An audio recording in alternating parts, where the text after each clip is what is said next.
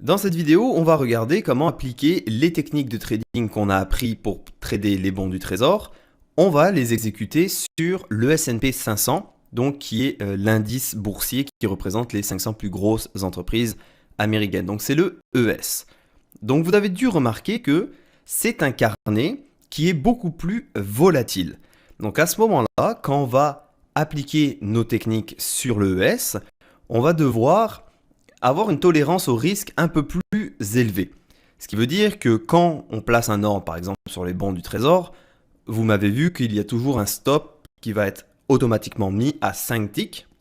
Mais à savoir que sur le S&P 500, 5 ticks, c'est vraiment pas énorme. Ça laisse pas assez de place pour pouvoir faire en sorte que le marché respire.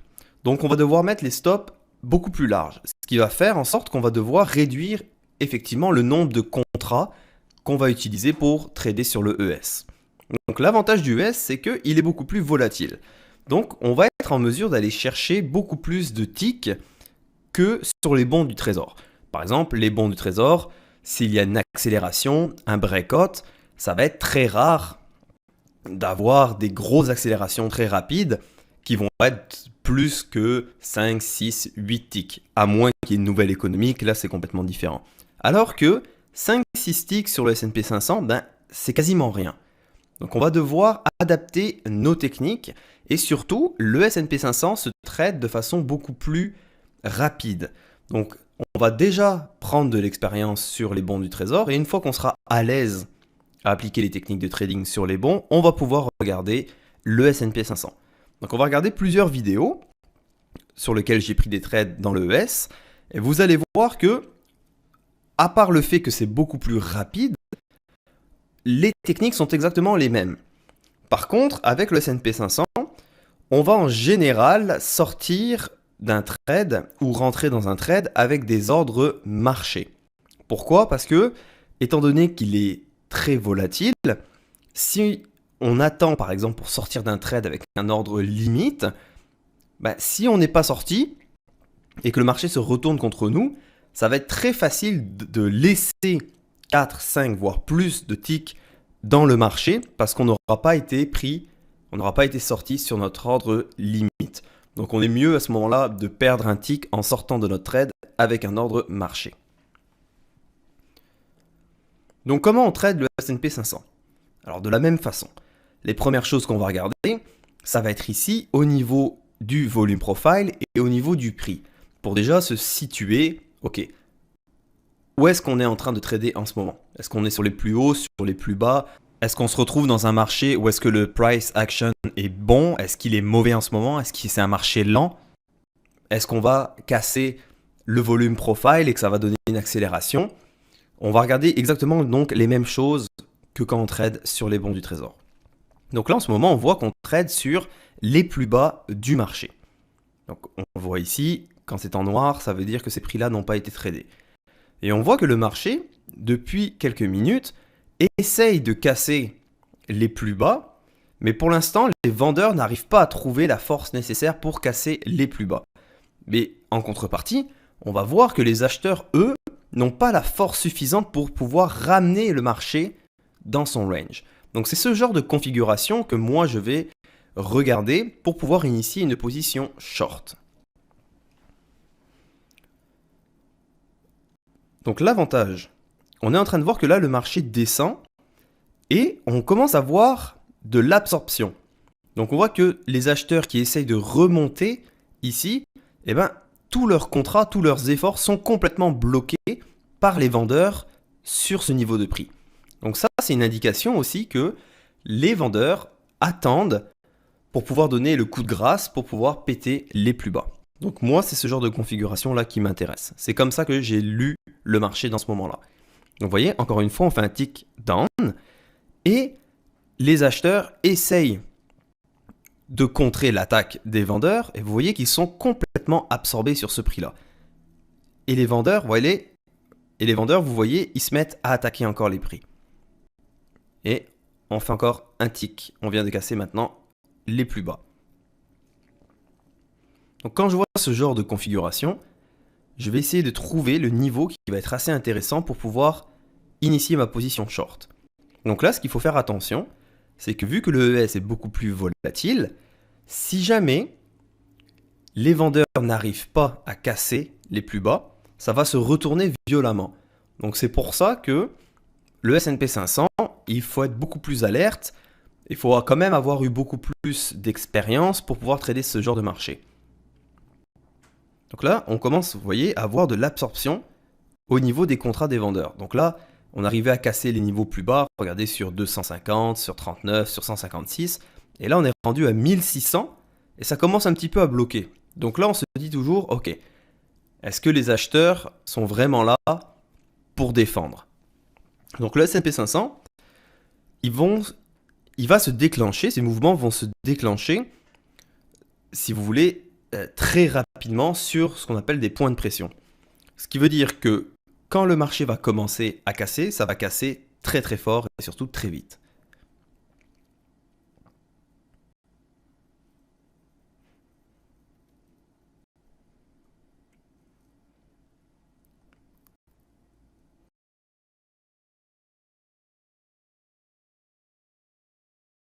Comme on peut le remarquer, cette journée de trading-là, les bons du trésor, eux, étaient à leur plus bas et le ES était sur leur plus bas. Donc on voit qu'il n'y avait pas de corrélation entre les deux marchés. Alors des fois, ça va être un indicateur. Par exemple, les bons du trésor sont tous sur leur plus haut et le S&P va être, lui, sur ses plus bas. Si le S&P casse les plus bas, ça va entraîner les bons du trésor à casser les plus hauts et inversement.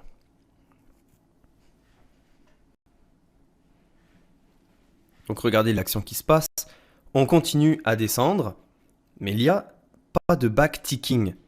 Ça veut dire que les acheteurs n'arrivent pas, si vous voulez, à contrer l'attaque des vendeurs.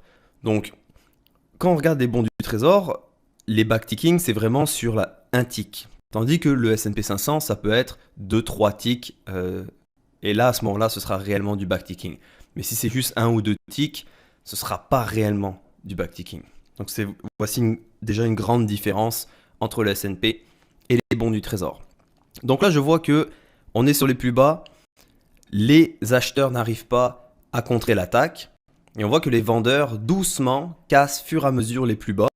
Et par expérience, je sais que les vendeurs, s'ils cassent, ça va casser très très fort. Donc je place un ordre limite avec 5 contrats ici, sur ce niveau de prix-là, donc sur 692,75.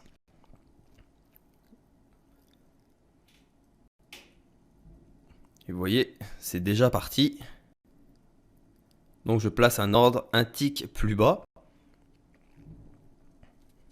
Finalement, j'ai pas été pris là-dessus.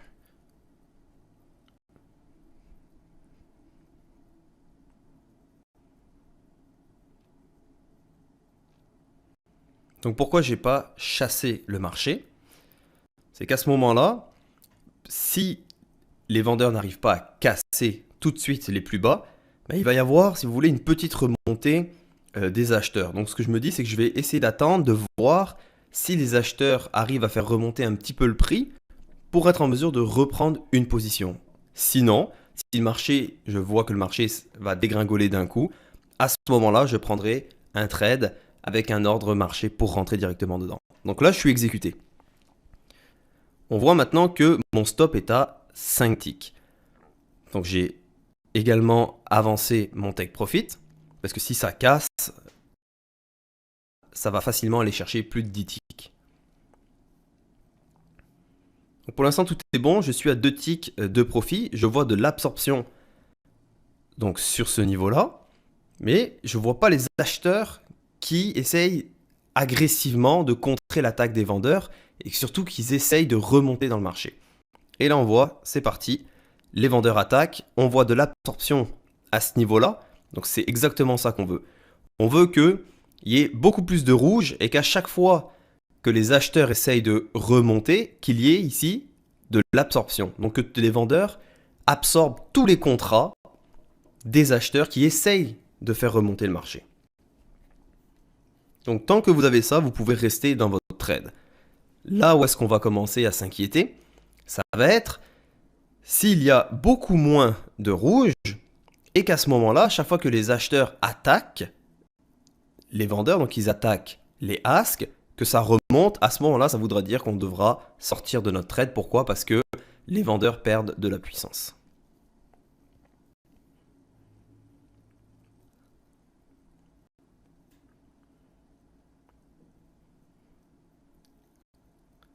Donc là, j'ai calé mon take profit. Et on voit maintenant que les bons du trésor, eux qui étaient à leur plus bas, commencent à remonter dans leur range, alors que le S&P 500 casse. Donc ça va aussi nous donner un indicatif que la puissance baissière sur le S&P est vraiment présente.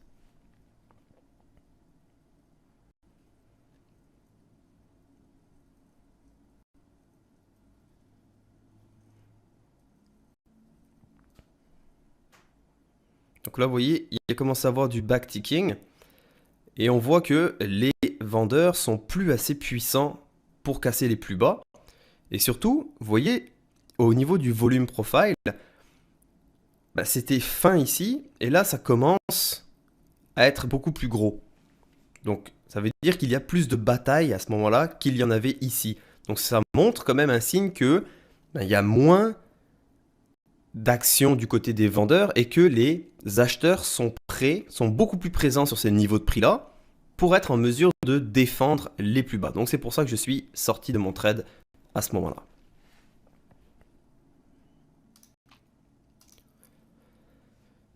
Et donc maintenant que je vois qu'il y a du backticking et qu'il y a beaucoup plus de bleu, je sais que c'est la fin de ce breakout, donc je suis sorti de mon trade. Et ce qu'on va voir maintenant, c'est le marché, donc les acheteurs qui vont reprendre le contrôle, et donc ça va tirer le marché à la hausse. Donc je vais accélérer un petit peu la vidéo, comme ça vous allez être en mesure de voir l'action qui s'est passée. Donc on voit, regardez, le marché qui remonte. Et au niveau du volume profile, on voit que maintenant ça crée un nouveau range.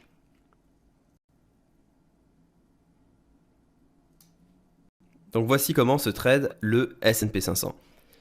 Dès qu'on va avoir un point de pression, un moment où est-ce qu'on va être en mesure de voir que le marché est prêt à casser, on va rentrer dans le trade et dès qu'on voit que ça commence à bloquer, qu'on voit qu'il y a beaucoup plus de volume au niveau du volume profile, qu'on voit qu'il y a cette fois-là de l'absorption des vendeurs par les acheteurs sur le bas et qu'on voit que les acheteurs, eux, se mettent à attaquer les vendeurs sur les plus bas, c'est vraiment notre signe que là, vous devez quitter votre trade. Donc ce range-là, il peut durer un moment et par la suite, le marché peut aussi continuer à redescendre. Mais le plus important pour vous, ça va être de sortir de votre trade. Vous allez voir ce qui se passe au niveau du range.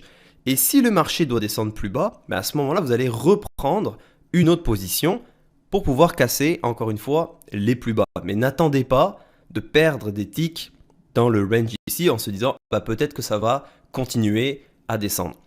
Donc c'est ça vraiment le concept du scalping. Vous prenez la position, dès que vous voyez que ça n'ira pas plus loin, vous sortez tout de suite. Il n'y a rien qui vous empêche de reprendre une position plus tard, mais de toute façon, ça va vraiment être la réaction. Ça ne va pas aller plus bas, les vendeurs n'ont plus assez de puissance, je sors de mon trade. Donc pourquoi? Parce que si vous ne le faites pas tout de suite, ce qui va se passer, c'est que vous allez en fait redonner des ticks.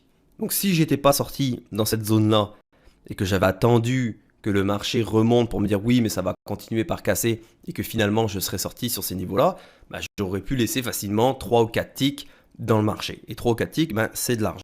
Donc vraiment, quand vous avez toutes les configurations qui vous disent ça n'ira pas plus loin, vous sortez de votre trade. Donc ça va être beaucoup plus rapide sur le S&P 500 que sur les bons du trésor. Dans cet exemple, on va regarder un trade que j'ai fait qui va être long, donc on veut que le marché monte sur l'ES. Et vous allez voir que cette fois, ça va être beaucoup plus rapide. Donc ce qui s'est passé, c'est que le marché était en train de monter, il s'est stabilisé, et là, avec les informations que j'ai vues, le marché, donc les vendeurs, n'étaient pas capables de faire redescendre le marché plus bas.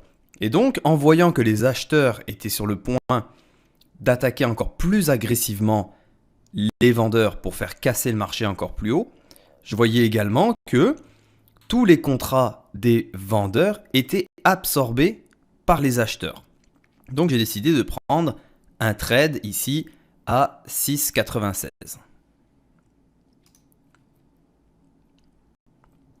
Et vous voyez, d'un coup, le marché se met à casser et les vendeurs n'arrivent pas du tout à contrer l'attaque des acheteurs.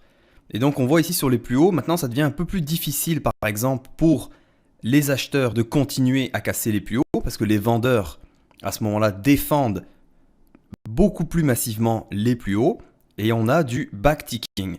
Donc à ce moment-là, moi je vais être prêt à sortir de mon trade parce qu'on se rend compte que le breakout qui s'est passé n'ira pas plus haut. Donc vous voyez, malgré que les acheteurs attaquent agressivement les vendeurs, il y a de plus en plus de contrats vendeurs qui continuent d'être ajoutés. Et là, je suis sorti très rapidement mon trade. Donc on va regarder encore une fois. Alors regardez. À ce moment-là, quand je vois que les vendeurs, cette fois, vont défendre coûte que coûte les plus hauts du marché, moi je me dis, il faut que je sorte rapidement de mon trade. Pourquoi? Parce que sinon, le marché va se retourner très rapidement et tous les ticks de profit que j'aurais fait dans ce trade-là peuvent être en l'espace de 1 ou 2 secondes complètement effacés. Donc regardez, on voit de l'absorption et du backticking. Donc en l'espace de même pas une demi-seconde, on voit que le marché là vient de perdre 3 ticks. Et encore une fois, du backticking. Et regardez ici, 1341 contrats qui ont été complètement absorbés par les vendeurs. Et on voit aussi que les vendeurs, en plus d'absorber tous les contrats, se mettent à attaquer agressivement les bids, donc les acheteurs. Et ça va vraiment être l'élément déclencheur. Donc on réagit à ce qui se passe. Le marché a cassé, on est sur les plus hauts, les acheteurs manquent de puissance, les vendeurs absorbent tous les contrats des acheteurs et en plus se mettent à attaquer les acheteurs. Dans ce cas-là, c'est votre signal pour dire je vais sortir de mon trade. Vous voyez de l'absorption encore. On est rendu à 1600 contrats et on voit la faiblesse maintenant des acheteurs qui n'arrivent pas à attaquer encore plus fort les vendeurs.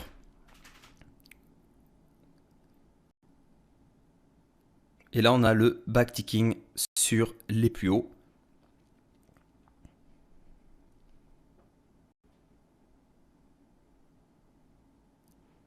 Et donc, vous voyez, en plus, on va regarder au niveau du volume profile, que le volume profile ici s'agrandit.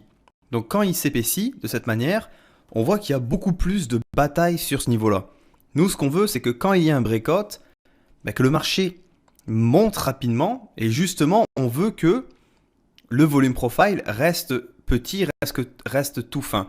Et quand on commence à avoir le volume profile qui grossit, ça montre qu'il y a un manque de puissance du côté qui a déclenché le breakout. Donc dans ce cas-là, ce serait un manque de puissance des acheteurs.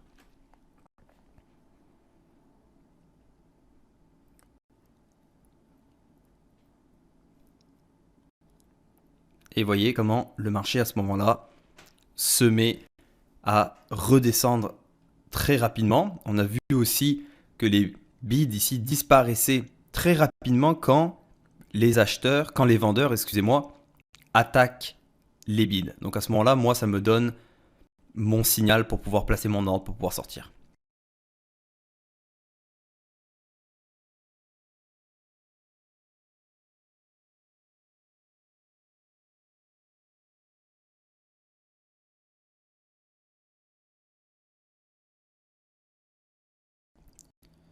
Alors dans ce trade-là, ça va être un trade short. Donc on voit que le marché, le S&P 500, descend de façon très rapide avec un momentum. Donc vraiment, on voit que les vendeurs agressivement attaquent absolument tous les prix. Et on voit que au niveau des acheteurs, donc les acheteurs, eux, essayent de tenir le marché, mais tous les contrats sont absorbés par les vendeurs. Donc quand on voit en plus qu'on s'approche du bas du volume profile, que le marché est déjà descendu, vous voyez ici comment le volume profile est très fin, à ce moment-là, ce qu'on veut, c'est absolument faire un trade short. Pourquoi? Parce que du fait que le marché est descendu très rapidement, du fait que tous les contrats acheteurs sont absorbés par les asks, donc les vendeurs, en aucun cas, là, vous devez essayer de trouver et de rentrer dans un trade long. Donc ce serait vraiment aller à l'inverse de tout l'argent en ce moment qui est mis dans le marché pour que le marché descende. Donc ça continue à descendre. Et moi, ce que je vais regarder, c'est quel est le point, quel est le prix idéal pour pouvoir initier ma position. Donc ce que je veux, c'est voir les acheteurs être complètement absorbés et rentrer justement sur le prix où est-ce que les acheteurs sont absorbés.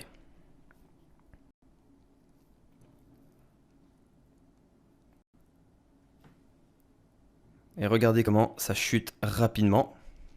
Donc ce qu'on veut, c'est casser ici le volume profile. Donc on sait qu'une fois que le volume profile ici va être cassé, ça va entraîner justement le marché à aller encore plus bas. Parce que les acheteurs, eux, qui ont pris des positions sur ces niveaux en pensant que le marché allait remonter, s'ils voient que le volume profile est cassé, ils vont vouloir se débarrasser de leur position. Et quand les acheteurs se débarrassent de leur position, ça va accentuer et augmenter justement la chute du marché. Parce qu'ils ont peur, donc ils vont revendre leur position. Et quand ils revendent leur position, ça aide le marché à aller plus bas.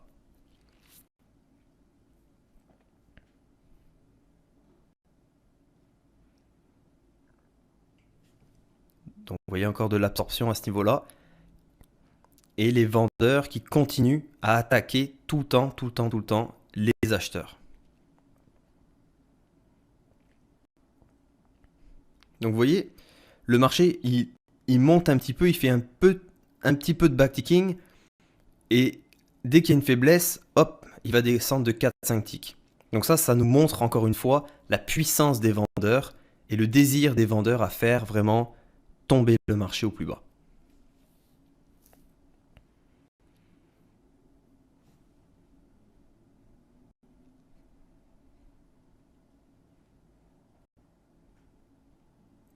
L'objectif ici, c'est vraiment d'aller chercher les plus bas de la journée, qui correspond également à l'ouverture, donc le prix d'ouverture de cette session-là.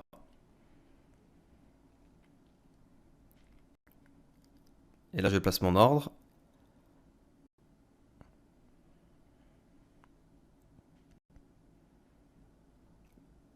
Voilà, donc là, je suis rentré avec un ordre marché.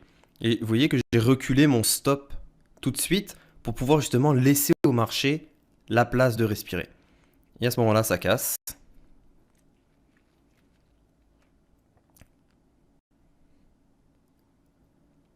Et vous voyez quand ça casse quand même assez rapidement. Les contrats des acheteurs qui sont absorbés et les vendeurs qui continuent à taper sur les bids ici. Et voilà, une nouvelle accélération.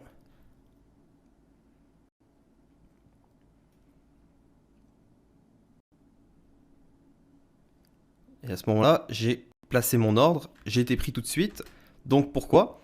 Parce que le marché est descendu, mais cette fois, le marché est remonté de plusieurs ticks très rapidement. Et il l'a fait beaucoup plus facilement que quand on était dans ces niveaux-là. Donc quand je vais remettre la vidéo, regardez. Vous voyez? Donc le marché descend.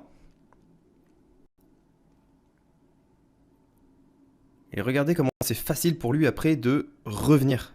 Très rapidement, ça va monter de plusieurs ticks. Vous voyez ça, belle descente. On voit que les vendeurs ont un peu plus de difficulté maintenant à clearer tous les prix du bid. Et donc regardez comment ça remonte beaucoup plus facilement. Donc j'ai décidé à ce moment-là de mettre mon ordre. Et vous voyez, ça va très très vite.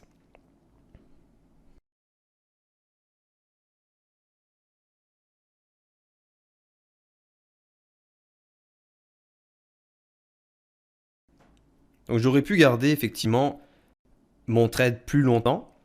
Seulement dans le S&P, quand ça décide, quand on voit ce genre de configuration, ça peut remonter très rapidement sur votre point d'entrée. Donc je préférais sortir avec un profit tout de suite, plutôt que prendre de risques de voir le marché se retourner contre moi et au final sortir avec une perte ou sortir avec juste un ou deux ticks de profit.